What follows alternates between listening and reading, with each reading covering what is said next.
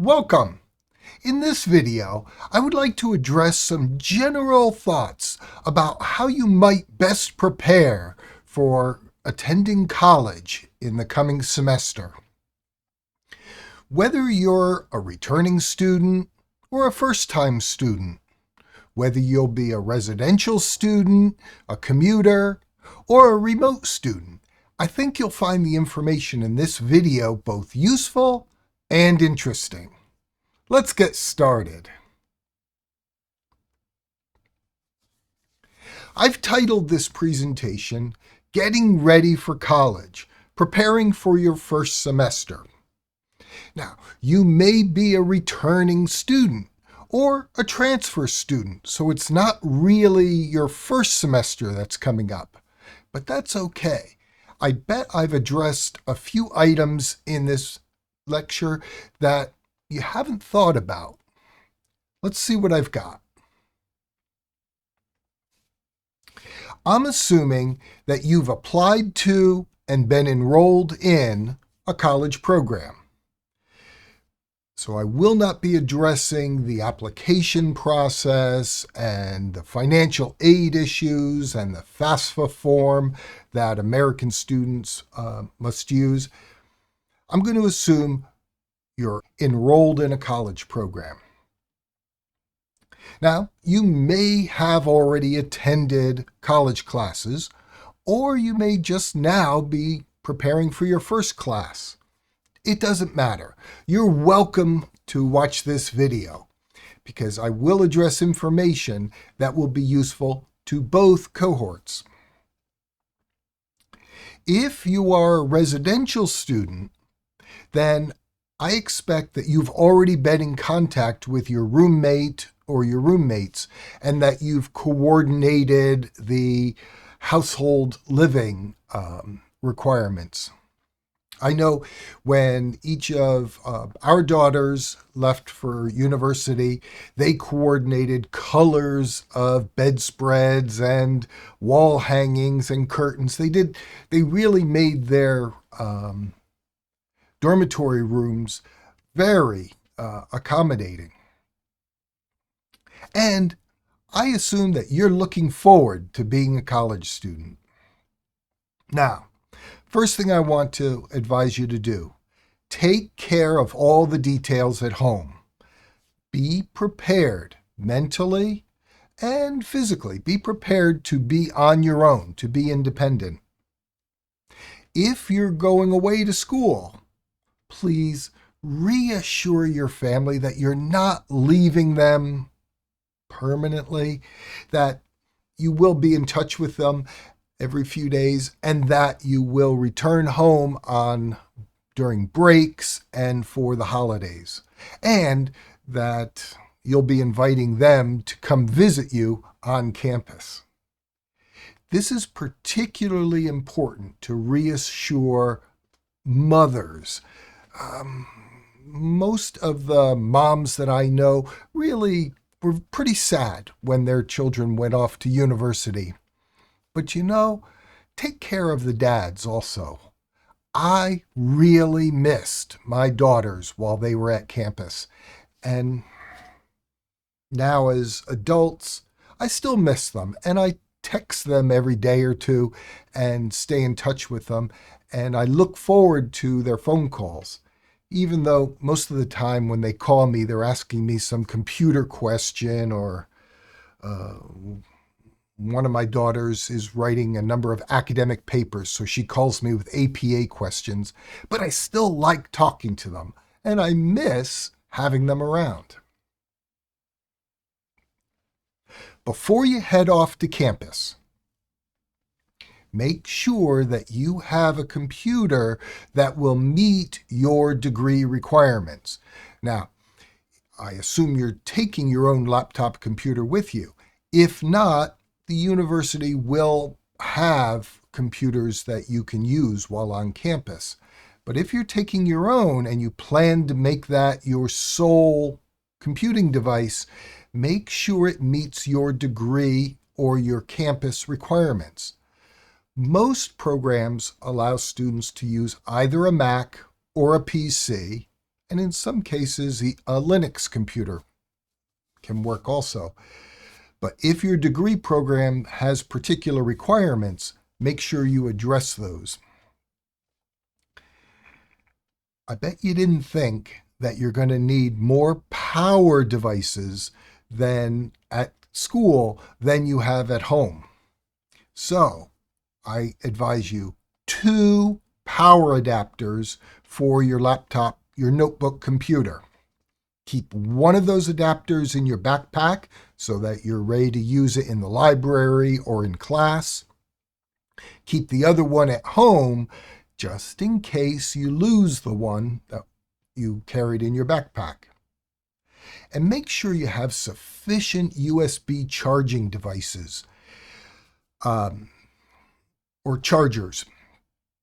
And this is a little bit of a problem right now because some devices need USB-A chargers, some need USB-C. So I recommend carrying cables that have connectors on the end that work with both USB-A and USB-C. For example, here I've got a cable that I purchased on Amazon that takes a USB 3.0 A connector and makes it a male USB-C. And I've got a number of other cables here around my desk that convert USB-C to USB-A. But be flexible. So make sure you have cables that allow you to charge and transfer data to and from all of your devices. Get a power strip with a surge suppressor built in with 6 or 8 outlets on it. And make sure it's got a really long cord to the wall outlet. Sometimes you'll have 1 or 2 outlets in a dormitory room, but you want to put your desk on the wall that has no power outlet. A nice long 10-foot, 12-foot, maybe even 15-foot power cable extension cord, can really make your life a lot easier. And in your backpack, in addition to the power charger for your notebook computer, carry a lightweight extension cable because it's fairly common to have a seat in a classroom that's not within a couple of feet of a wall outlet. Before you leave home, make sure you've updated the operating systems and all the applications on all of your digital devices. So think about your notebook computer, your tablet, and your smartphone. Make sure all the software, operating system, and applications is up to date on each of those devices. And I'd suggest consider subscribing to a virtual private networking service. I like NordVPN and private internet access, so I subscribe to both services. NordVPN generally gives me a little bit better performance, but PIA, the private internet access, is much less expensive. Gosh, I don't think I spend much more than $30-some a year for the PIA service, and I think I spend $43 a year for NordVPN. So I also share these services with my wife, so it's useful for us to have multiple services. Again, before heading off to campus, go swing by the stationery store and pick up a bunch of extra notebooks. And I don't necessarily mean the 3-ring binder type, although they can be useful. But I'm thinking about the spiral notebooks. And get at least a dozen pens. You'll be surprised how often a pen will get lost in the shuffle to the next class. In regard to, I'll leave your choice of attire to you. I'm not going to give you that type of advice, but I will suggest make sure you pack your athletic clothing. And don't forget your bathing suit. You may not right now be a swimmer, but if your campus has a swimming pool, you might decide that you kind of like swimming. Or maybe what I learned when I was a college student is that I took diving classes, and I just thought that was really the coolest thing. And it met my athletic requirement for my degree program. So I learned a new skill, and I met my athletic requirement. Get at least 2 pair of very comfortable walking shoes. I think you'll be surprised how far distant academic buildings can be. And walking on concrete or pavement, really, it's hard on the feet.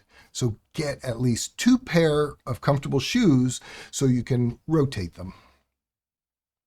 Be prepared for inclement weather.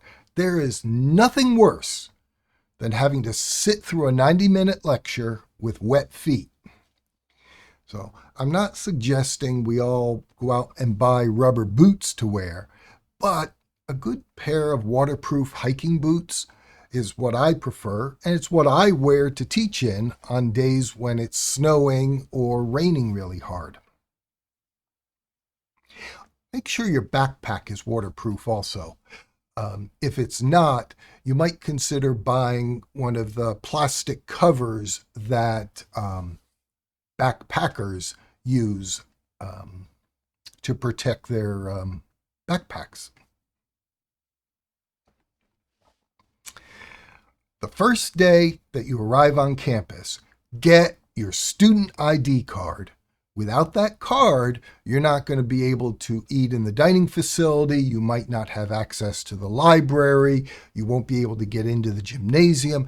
There'll be a lot of buildings and services on campus that will be closed to you without the ID card. You might even find that you can't get into your dormitory hall without the ID card. If you're taking a car to campus, make sure you get your parking permit. Know where you can park your car and when you're allowed to use each of those lots. Some lots will be available to you only in the evening. They're reserved maybe for faculty use during the day. They might be available to you only on weekends or not on weekends. And be really careful. Follow the parking rules on campus, because campus security officers can issue tickets, and some of them can get kind of pricey. For example, at my campus, first offense parking offenses are $50, and the fine goes up from there. An unpaid fine can prevent you from registering for classes next semester. And if you think you're going to get out of school with unpaid tickets, think again. Most universities will withhold sending you your diploma until you've paid all your on-campus fines. On that first day, also figure out where you can get food. Mark on the printed map that you have of the campus where all the food locations are.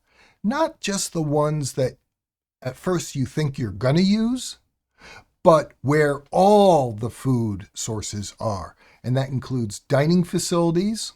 Many campuses have multiple dining facilities. And the snack bars, particularly the snack bars that offer service after hours. There's not much worse than going hungry at 9 o'clock on a Saturday night, and after the dining halls have closed, you got to know where you can get a burger and fries during a late night study session or a movie night.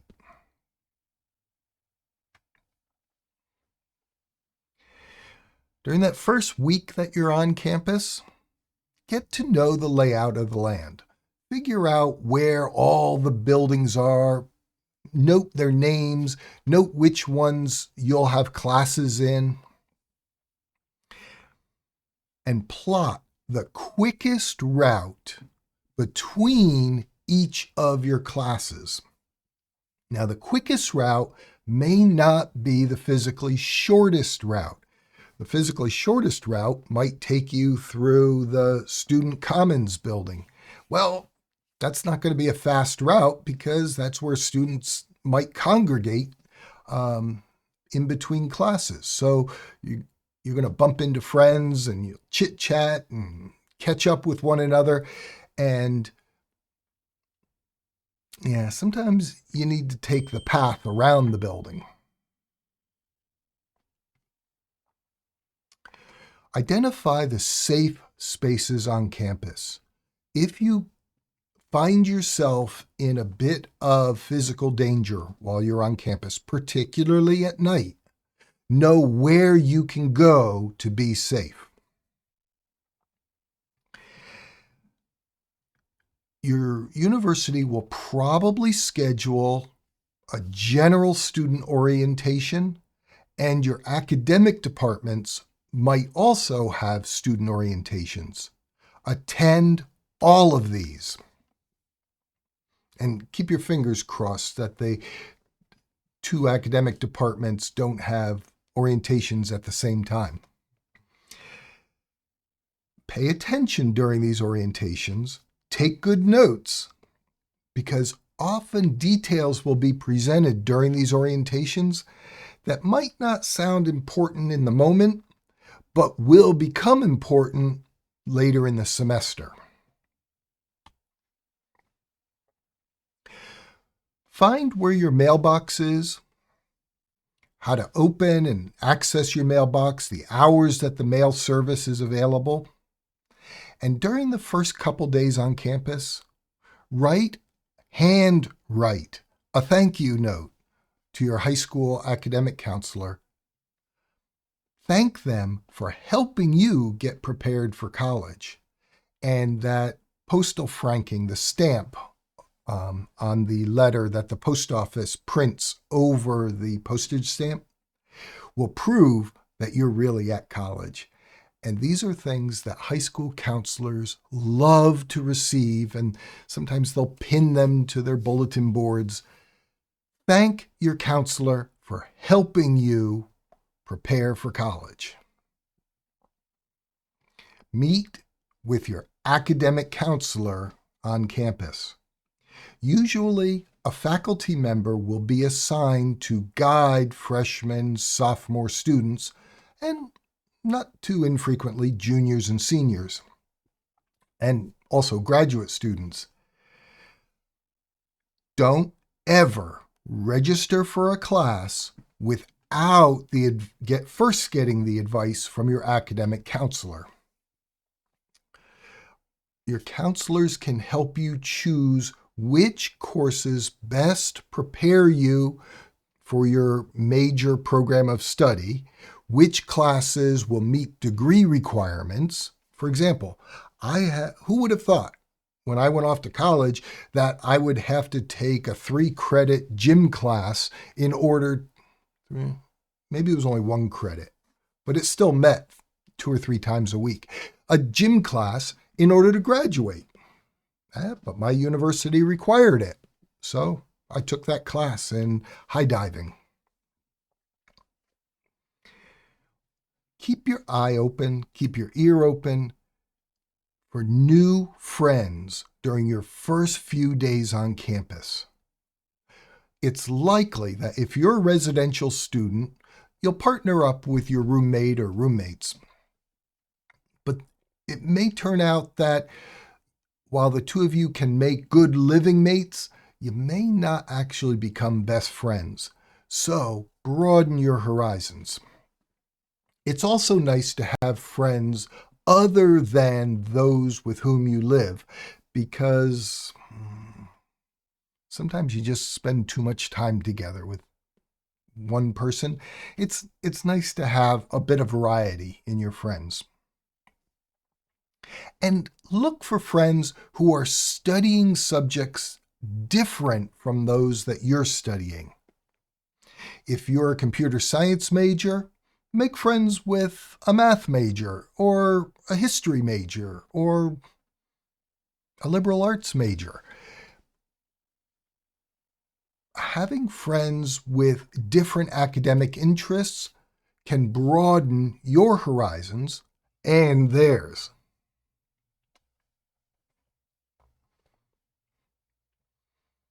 Now, be prepared for your own success.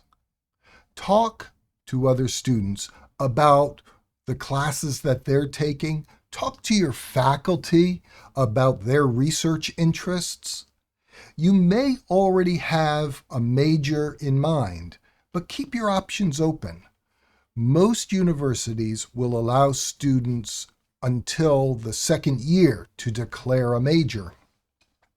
You may find that you think right now, as a freshman, you want to major in, I don't know, computer science, but it turns out that you find information technology to be more interesting and to maybe in your area to have more job opportunities. Keep your options open and just always be looking at alternatives.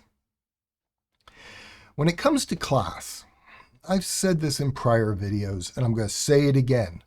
Arrive at each class meeting early. There's nothing that upsets a faculty member more than having late arrivals to the lecture. And it does you no good to have the faculty member angry at your own behavior. And anyway, join a club or two. Don't overdo it. Don't overcommit yourself. But try new skills. See what activities you like doing. Find good study spaces on campus.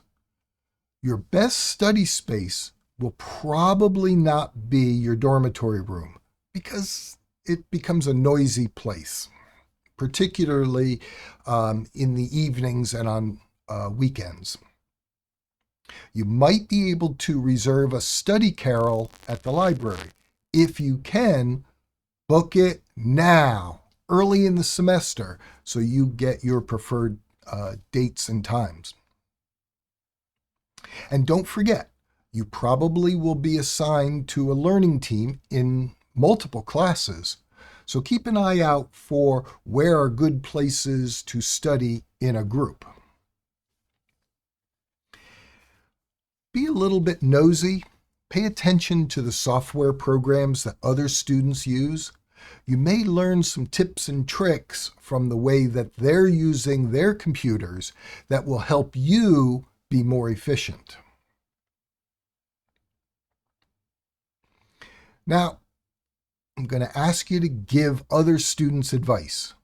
In the comments down below this video, I'd like you to tell us, what have you done to best prepare for being at college? What do you wish that you would have done differently if you're a returning student? What advice do you have for other students? What should other students do or not do? Let's use the commenting section of this video to be a way to share knowledge with other students. I hope you found my comments to be interesting, and I also hope that you find them useful. Being at college is a wonderful experience, and this applies even if you're a remote student. You're still at college, you're just not physically there. Until we meet again in a future video, I wish you the absolute best of success in all of your academic work, and I hope your returning or heading off to college in a few weeks is as easy a transition as it can possibly be. Bye for now. Mika, you are a nice dog. You got a lot of fur going, dog. Oh, did I find your tickle spot? Yeah. You're crazy. You actually like that, don't you? Yeah. Oh, and your cheek is so soft, and your paw is so big. Oh my, I'm glad we don't have to buy shoes for you. Yeah, you're a good dog. I love you.